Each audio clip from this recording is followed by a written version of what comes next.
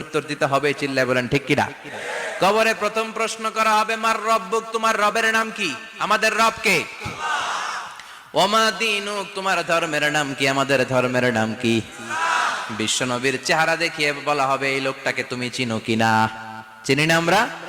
চাঁদের চেয়ে সুন্দর তুমি, নবী আমার কমলিহি ওয়ালা, দু জাহানের বাদশাহ তুমি, প্যারা নবী সাল্লাল্লাহু আলা, দু জাহানের বাদশাহ তুমি, প্যারা নবী সাল্লাল্লাহু আলা, চাঁদের চেয়ে সুন্দর তুমি, নবী আমার কমলিহি ওয়ালা। সুবহানাল্লাহ পড়ে। আমাদেরকে জিজ্ঞেস করা হবে, রব কে? বলবো আল্লাহ।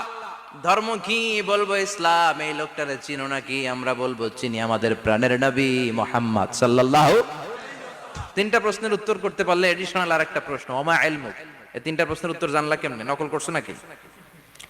বাংলাদেশে নকল আছে না নাই? কোথায় নকল করে? হ্যাঁ, কিছু লিজেন্ড আছে দেখি, একেবারে জামার ভিতরে নকল, টুপির ভিতরে নকল, স্কেলের ভিতরে নকল, মৌজার ভিতরেও নকল। আছে না নাই? কথা বলেন। ফেরেশতারা বলবে, তুমি তিনটা প্রশ্নের উত্তর করলে কি করে? আপনাকে বলতে হবে